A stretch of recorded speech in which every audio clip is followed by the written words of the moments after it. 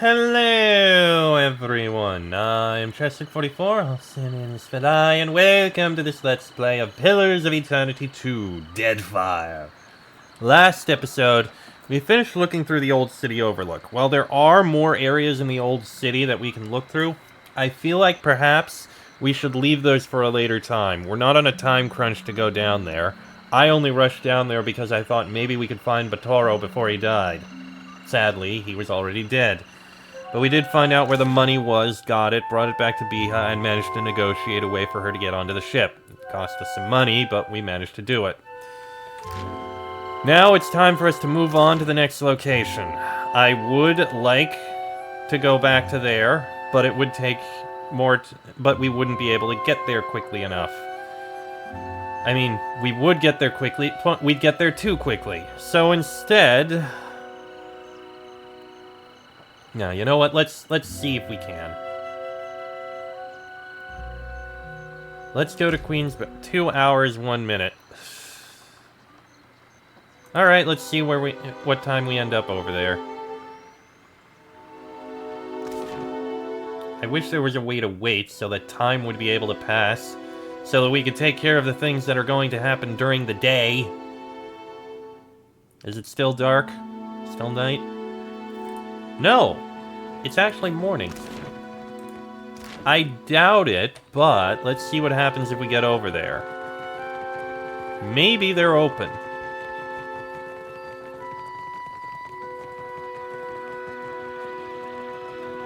The guy is out front.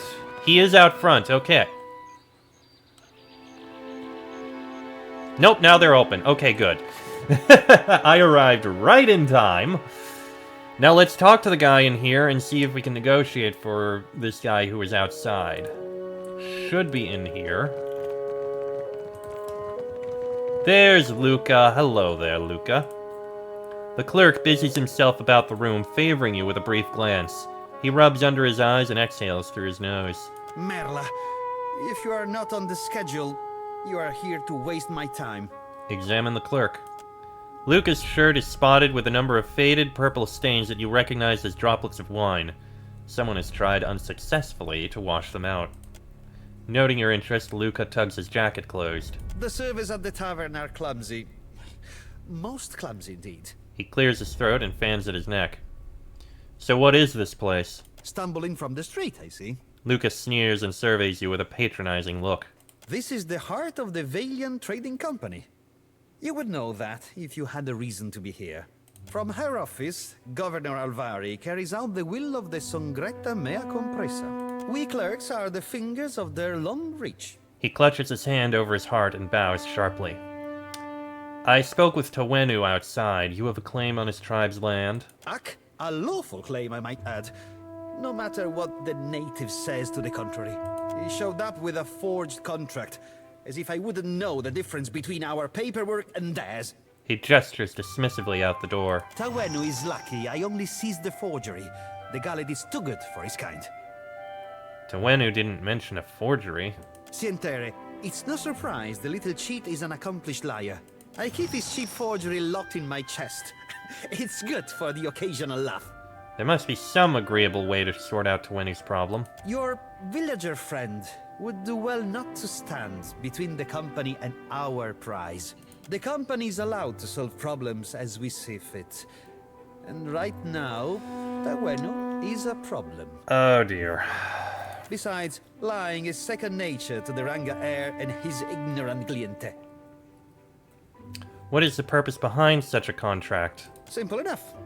We take on the burden of caring for the tribe in exchange for luminous Adra rights.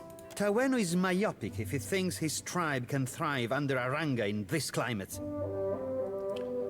Tawenu mentioned you were anxious about talking to him. Why? The crown has been known to grimace at our client tribe privileges. He steeples his fingers together and chooses his words with care. We do not allow local trouble to stymie us so that Rawatai can steal an advantage. You're ashamed of this practice and you don't want to admit it. Tostenago, the company has every reason to congratulate itself. Now move along. I have larger matters to resolve than the fate of one insignificant island. I'm sure. Let's see what the native has to say. There we go. Tawenu. Akira, you return. What say, friend?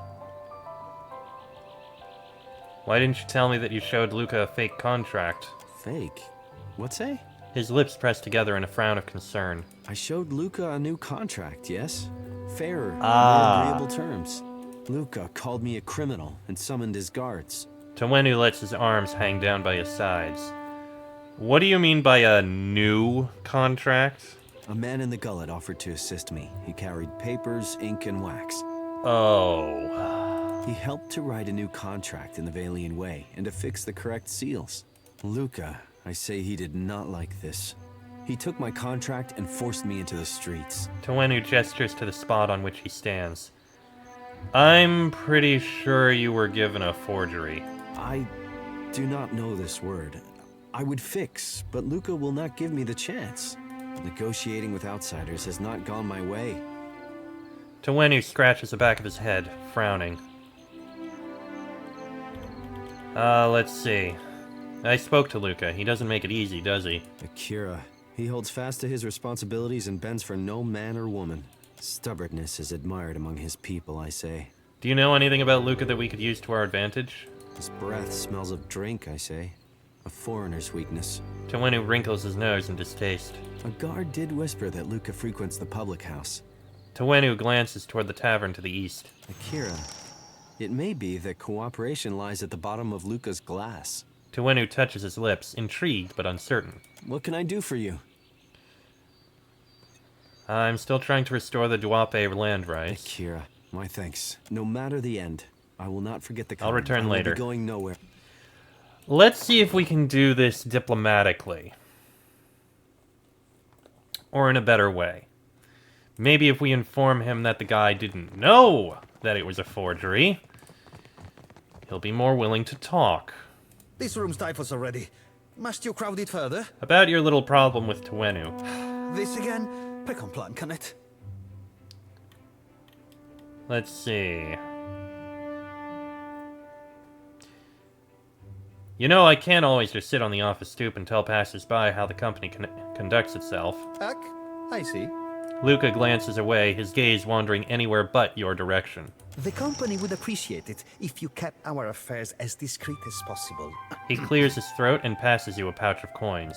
Now move along. I have larger matters to resolve than the fate of... Oh, he just paid me. This room stifles already. This again? Pick on plan, can it? We're talking about the Duape homeland. This isn't right. This is the homeland they signed away for money, Ack. I can almost guarantee the company will put it to more dignified use. Well, if you keep negotiating like this, and you'll drive the Juana into the arms of the Royal Deadfire Company. This is... Ack, true enough. But breaking a contract for diplomacy's sake is simply not done. Let's see. The company loses nothing by letting go of an island they never had. I would be remiss to uphold one contract to the detriment of our operation. Go on, then. Some of us have more important duties. Oh, there we go. A little diplomacy, and we managed to negotiate that out. And I managed to get some money out of him. Just through a little, you know, persuasion. I'll take it. It's fine. Now, as for you, Tawenu... Akira, you return. What say, friend? Luca listened to reason. The Duape will keep their island. Akira, I cannot believe. A light after our long sorrow. His smile broadens, and Tawenu slaps her shoulder with encouragement. My village is modest, but I came prepared. I set aside a few gems for trading. They are yours by right. Thank you. I'll accept whatever payment you have to offer.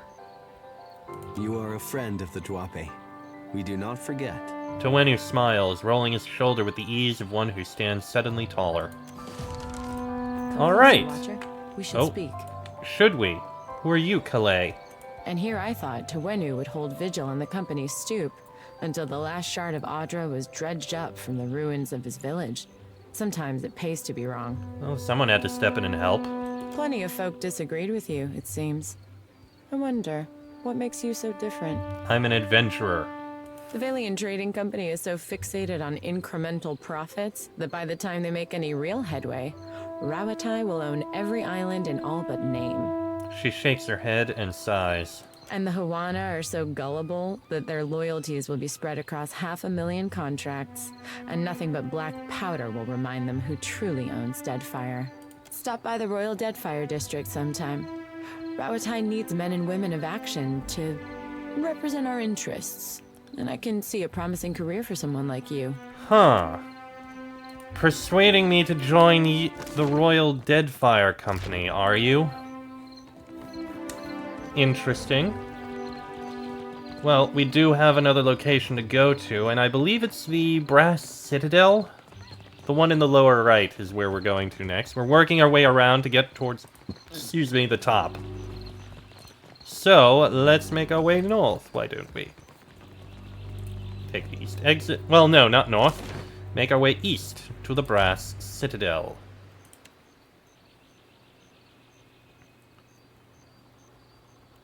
And made it. Let us see what we find in here.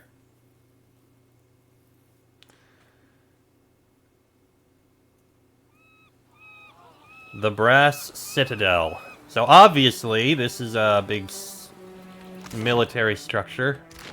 So what do we got? We have the gunsmithy, the docks, officers' lounge, fleet master's office, powder house, the sacred stair, and the Imperial Command. Obviously, we're going to be going down this way first. We'll probably first stop at the gunsmithy, make our way to the docks, take a look over here, see the powder house, uncover the path to the sacred stair, visit the fleet master's office, then the officer's lounge, and then we can go on up to Imperial Command. I think that sounds like a good way to go around. Halt. Oh, What is your business at the Brass Citadel? I'm just looking around. You're the Watcher. The one who nearly caused a riot in Queensburg. His mouth quirks in a grin. The Grand Secretary at Sura wants to meet you. His office is on the lower level of Imperial Command. Up the stairs. He points to the steps. Once you're inside, go downstairs through the room on the right. Is he in charge around here? Hazanui Karu is the ultimate authority in the Brass Citadel. He crosses his arms over his chest and salutes. But she must endure the sops at the palace. He rolls his eyes. When she returns, I'm sure she will grant you an audience. For now, Atsura Nui speaks with her voice. Alright then. So we're allowed in. Leave. No Valiant spy is coming through on my watch. I'm a merchant. I have business inside. You want to see our walls, our cannons, our powder house. You must think I'm an idiot. Ugh, you got one thing right. Well, okay then. Oh, that's just a quick way to get up. Ooh, cannon. Sure. This cannon looks recently polished. Okay. Well, we're allowed in, so let's start taking a look. And already, we've made it to the gunsmithy. It's not as big as I thought it could be. The metal is as smooth as marble and polished to a shine. Okay. Buto's Gunsmithy. I guess this is where we can purchase guns if we need them. Not that I think we really do right now. Nothing I can look at. Leave it to well, me. that. These guns look ancient, but the metal is still polished and the wood perfectly smooth. The man greets you with arms crossed over his chest. He has a massive scar tissue where his left eye would be, and his hands are knotted with bulging tendons. Looking for a pistol or an arquebus? Rawatai makes the finest guns in Aora, and I make the finest guns in Rawatai. And what makes your gun so special? Craftsmanship. He holds out his knotted hands, keeping them entirely still as he speaks to you. They're covered in small burns and scars that blur the varied pigmentation of his skin. If you ask my superiors at Imperial Command, they'll tell you our main exports are saltpeter and metal. Those are just things. They're prized because of what we do with them. He reaches under the counter and presents a blunderbuss, holding it out for your inspection with his ever-steady hands. It's a high-quality piece. Rawataian industry is about discipline, precision, mastery of a careful art. Those qualities guide all that we build. He puts the blunderbuss away. Well, let's see what you have. Dragon's Dowry. There's a unique one. Let's see. Ugh, inaccurate. I do not like that. Blunted criticals. Unfit for melee. But it's veil piercing, legendary, grants Dragon's Breath, and chance for the wielder to suffer 10 burn damage on launching an attack? This is absolutely horrible. Why would I ever want that? It's like everything is wrong with it. Scordeo's Trophy. Again, blunted criticals, but then critical shot counters for that. Okay. There's nothing I need to buy here, though. Alright. Oh, what's this say? Scrolls are filled with meticulous diagrams of rifles and pistols. Yeah, that makes sense. Alright, let's keep looking around. Yeah, we've got the docks over here. I can take some ammunition, that's fine. A forsaken cat! We must save the cat. We will collect each and every pet. Why would we not? Kajuks. Let's see here. 20 health restored per kill, and we move more quickly in combat. Not too bad. What do we have again? Regain health when they kill an enemy, and recovery penalty from armor is reduced. While on your end, bonus to insight and metaphysics and will. Okay. Powderhouse Guard. I'm sorry, but this area is strictly off limits. The young guard draws himself up to his full height, crossing his arms. What is this place? Private property of the Royal Deadfire Company, that's what. He eyes you warily. Can I just look around inside? Sorry, my orders come from the Hazanui herself. Alright, alright. You know what? We'll try not to get in trouble, okay? How about that? Alright, we've got the east exit, which is where we'll go to the Sacred Stair. With sails unfurled and sword held high. Hmm? To battle for glory and Rautai. Faithfully done, Emiani. Report to Wakoyo Nui when your hands and your temper have healed. Huh. That's the last time I ship out with some soft-handed runt. What was that about? Come to gawk, too? My punishment's over, you know. She looks away and crosses her arms carefully to hide her burned hands. Why were you holding a red-hot cannonball? She glances back at you, a look of defiance in her eye. I punched my captain. Ah! Okay, now I understand. It's as if the mere mention of the incident takes her back to it. Her face darkens with anger and a bitter snarl transforms her features. Though maybe he shouldn't have insulted my aim. Like I don't know the difference between a smooth and rifled bore. She shakes her head, quietly stewing. And what are you going to do now? I'm not reporting back to Wakoyo, that's for sure. I crewed on mercenary ships before this. Come to think of it, that suited me better. She grins impishly. Still a scramble-root at heart, I guess. But I'm plenty experienced. Maybe I'll see if anyone's looking for an expert cannoneer. I could use an experienced cannoneer on my crew. She looks you up and down, considering your offer. Don't take this the wrong way, but I only crew with captains I know. Either personally or by reputation. I'm sure you're capable. But I don't know enough about you. Yet. Her eyebrow quirks up in hopeful suggestion. Let's talk again when you've made a name for yourself. Alright, sure. I'll try to keep you in mind. And how about you? All sorts of goods and supplies. Take a look before you head back out. And why are you working at a Rauataian outpost? Because I'm from Rauatai. Or, to be more specific, my ancestral home's been part of the Empire for decades. Few generations now. How did your homeland become part of Rauatai? The usual way, I guess. Their soldiers beat ours. Doesn't bother you? She glances around to see if anyone is in earshot. I guess it used to. When I was younger, I grew up hearing stories of the time before from my grandparents. but they were children themselves when Rawatai took over. She frowns at you thoughtfully. Some wax romantic about the old days. Anyways, I'm just trying to make a living. That's why I'm here, after all. Fair enough.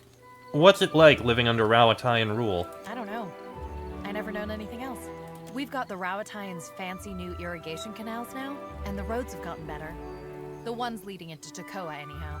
She pauses, lost in thought, and smirks. Funny thing is, the further you go on them, the nicer everything gets, and the more it all looks like this. Yeah, makes sense. That's a better sense. Alright, let's see what you've got for sale. Ring of Greater Regeneration. Decent. Charm of Bones. Okay. Better intelligence. And a few minor things. Thinking about it. Oh, we do have Flint and Tinder. We have lockpicks. I'm pretty sure we probably have Hammer and Chisel somewhere. I'll need to figure out where I can... Yeah, I do have Hammer and Chisel. Somewhere I gotta be able to repair those. But there's nothing I need to buy, so thank you very much. Alright, let's take a look in the Fleet Master's office. Not the whatever I was trying to say. Fleet Master Wakoyo. Well, we'll look at that in a moment. Why not? This map shows shipping routes from Deadfire to Rawatai, and an inscription reads, "That which grows is strengthened," by Coral Mason Torkool. Whatever. Hello, Fleet Master. Clear skies, my friend. Wakoyo crosses his arms and tips his head to the side. A long scar traces a path down his face, curving sharply where his cheek rises with a smile. Laniara, Captain of the Defiant, at your service. I know of you already, Captain. The boats of our decorated armada have orders which spread them thinly across the archipelago. Rawatai finds itself in need of a privateer. His brow rises as he speaks the word. Your ship, unmoored from Deadfire politics, is an asset I would grasp with both hands. An arrangement can help us both. You will empty the seas of competition in exchange for profit. Aren't you afraid that privateering will start a war? An official reckoning is drafted to account for every cannonball shot in the name of Rawatai. Our paperwork is most thorough. For every ship sunk, there is a legal justification. Our enemies will know the war is started on the day we fail to turn in our paperwork. Okay then. Well, what bounties do you have available? A Scylla wave skipper is your first target. A pirate shirking any pretense of lawful conduct in the open seas. Wakoyo grimaces and itches at his scar. Well, I'll take the bounty. Most excellent. A Scylla commands the Voyager River Dragon, which pesters a group of islands to the southwest of Port Mage. Alright then. Before I go, I had some questions. Ask away, my privateer. I'm still hunting Our a Scylla. sow discord in the waves while let no one say... Alright. So, we've got a bounty location. Good, fair enough. And everything is perfectly legal and perfectly fine. We should be doing fine with that. Now then, we've got the Officer's Lounge. Let's see if there's anything of note in here.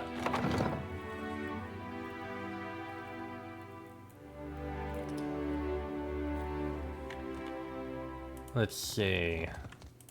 Someone named Peiro is trouncing his opponent at Hazatoa. Cargo manifest. I don't think she likes me. I spent most of my career escorting foreign ships. Many have. She's got nothing against scramble routes, but don't stare at her hand. Cargo manifests show saltpeter received from Rawatai and raw foodstuffs shipped back. The notice reads, "Service reserved for officers of the Royal Deadfire Company." If this is about the Hazatoa tournament, I've got nothing to do with that, alright? I just serve the drinks. He holds up his hands with the exhausted resignation of a man who's made his case many times. What's this about Hazatoa? Some of the soldiers and sailors get to making unwise bets when they play. Like I said, I keep out of it. None of the regulars are looking for new opponents, though, if that's what you're asking. All the better for you, trust me. And why do you work for the Royal Deadfire Company? They always pay on time. They're run by the Ronganui, so they should, right? Also, I'm from a town near Takoa. Rautai's full of all kinds of kith, not just Amawa. But the Amawa have a long history at sea. They make up a lot of sailors and soldiers, including most of the ones that ended up here. He nods vaguely at the bar. I'd like to order something. Sorry, I'm really only supposed to sell to captains working for the Royal Deadfire Company. He taps a sign near the bar. Alright, you know what? That's fair. And... okay, technically we are, but we're working as a privateer and not as part of the company, so... yeah, okay, fair. Why does your Ronga carve his name into a rock? The Ronga Nui, and it's a commemoration to show what he built. Oh. Then did your Reparo also write their names on other stones? Sure. For the glory of Rauatai and the strength of the Ronganui, 2818 AI. For what do you squawk and gloat over a heap of stones? Akira, you Rauataians are strange cousins indeed. A well-dressed Wana woman shakes her head at a Rauataian man. The tone of their debate is spirited, but not unfriendly. The brass Citadel is a marvel of modern engineering. With the gates barred and the cannons primed, it can withstand any attack and weather any storm. He and his Wana friend turn to regard you. Surely you can see what a fine stronghold this is. Why does this matter to you? We transformed a rocky cove into the best defended harbor in Nekataka. Such achievements must be celebrated. This rocky cove was once a prized fishing spot for the Riparu. Ah. These Rauataians act as if every bare islet is merely awaiting a fort or a farm. They cannot look at anything without planning to change it. To strive is to survive. Those who would achieve greatness must make the world a better, more ordered place than they found it. Why change the world when you can learn to live in it the way it is? This is what my people have done for thousands of years. What we should ask is what provides the greatest benefit, a fishing spot or a harbor? Must we sacrifice the needs of the few to the whims of the many, then? She spreads her hands to you in question, but she isn't angry. Akira, nothing invigorates like a good discussion. Thank you for indulging us. Of course. With that, they turn from you and resume their discussion. Yeah, I'm with that. It's wise to know, what is more important to have in this case. Green islands and blue skies. The locals don't know how good they have it. I'll also say it's very nice, the fact that they basically were just having a conversation and not fighting each other over it. Just talking. And even if they had a disagreement, it was perfectly fine. Triumph over your foes. Storm shall never bend your backs, nor battles break your swords. The Valiant's chant her songos is quiet from afar. Malice lay behind Just a chanter. So this is an upper way into the powder house, which I am not going to go in. Yeah, that's just a guard, so I will leave you be. And it looks like the only place we have left is Imperial Command, which I think we'll go and take a look in the next episode, because this one's gone on about long enough. So, next episode into Imperial Command, where we'll try and learn just what the hell is going on in here. Till then, I am Chester44, also known as Falai. That is Laniara, Adair, Joti, Aloth, and Seraphin. This has been a Let's Play of Pillars of Eternity 2, Deadfire, and I shall see you all next time.